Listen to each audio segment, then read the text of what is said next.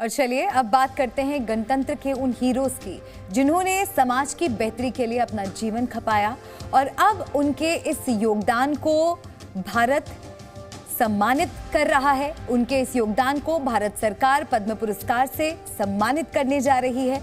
छोटे छोटे से शहरों में रहने वाले इन लोगों ने ऐसे बड़े बड़े काम किए हैं जिन्होंने समाज को एक दिशा दिखाई है।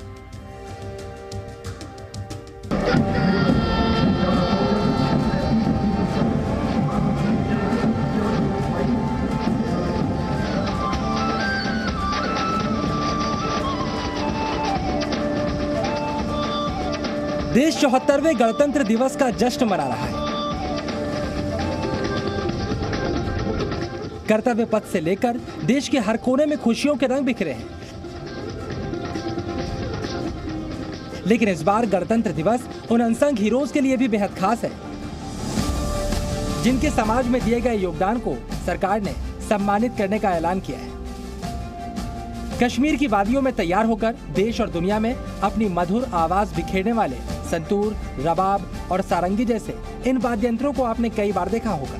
इन्हें बजाकर दुनिया में नाम कमाने वाले कलाकारों को भी आप जानते होंगे। लेकिन अब पारंपरिक कश्मीरी वाद्य यंत्रों को बनाने वाले एकमात्र जीवित कारीगर 80 साल के गुलाम मोहम्मद को भी देश जानेगा। जांच को भारत के 74वें गणतंत्र दिवस पर पद्मश्री सम्मान देने का ऐलान किया गया।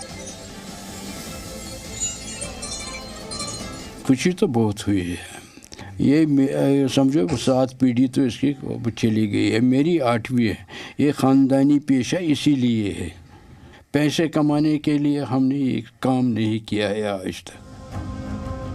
तेलंगाना के 80 साल के भाषा विज्ञान प्रोफेसर बी रामकृष्ण रेड्डी को साहित्य और शिक्षा के क्षेत्र में पद्मश्री से सम्मानित किया जा रहा है। आंध्र ओडिशा सीमा पर कुछ जनजातियों द्वारा बोली जाने वाली कुवी और मांडा जैसी भाषाओं पर शोध करने के लिए उन्हें पद्मश्री पुरस्कार से सम्मानित करने का ऐलान किया गया है। ये भाषाएं लुप्त होने की कगार पर हैं।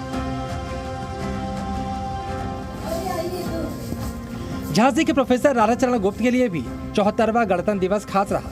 अपना पूरा जीवन गणित के अध्ययन, शोध और लेखन में बिताने वाले प्रोफेसर राधाचरण को भी उनके योगदान के लिए पद्म पुरस्कार से सम्मानित करने का ऐलान किया गया है।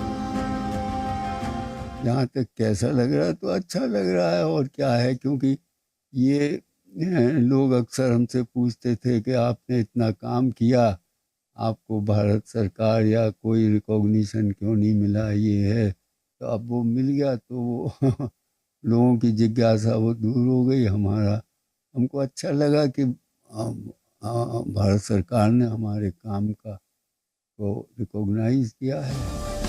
जयपुर के लक्ष्मण सिंह को भी पद्मश्री अवार्ड से सम्मानित किए जाने का ऐलान हुआ। लापोडिया गांव में जब पानी की किल्लत हुई तो लक्ष्मण सिंह ने चौका सिस्टम इजाद किया, जिसका मुरीद इजराइल जैसा देश भी है। महज 7 साल की उम्र से पांडवानी गाने वाली गायिका उषा बारले को भारत सरकार पद्मश्री पुरस्कार देगी।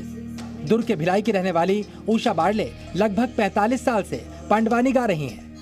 भारत के अलावा करीब 12 से ज्यादा देशों में उषा ने अपनी कला का प्रदर्शन किया है। उषा बारले ने जी न्यूज को बताया कि उन्होंने मशहूर पांडवानी गायिका तीजन बाई से शिक्षा ली है। कम से कम 7 साल की उम्र से गाना बजाना में शुरू करे हैं। तब से गाना बजाना गाते गाते गाते गाते 45 साल हो गए। आज मेरी उम्र है 56 साल के हो गए हैं, और 56 साल की उम्र में मतलब वो लगातार 45 साल के मेहनत आज ये मुकाम में पहुँचे हों। जिला राज्य सरकार और केंद्र सरकार पद्मश्री अवार्ड से घोषणा करे है।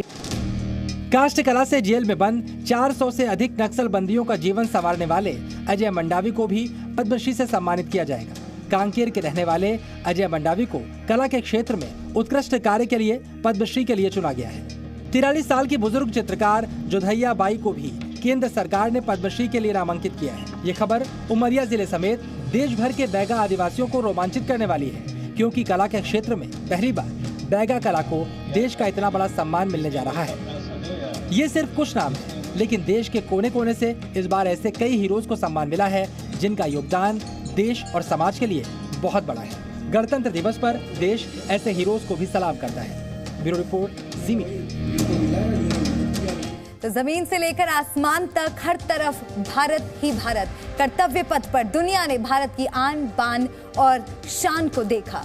और आइए देश हित में कर्तव्य लें, संकल्प लें कि देश के प्रति अपने हर कर्तव्य को निभाएंगे। विश्व गुरु बनने की दिशा में भारत को मिलकर हम सब ले जाएंगे।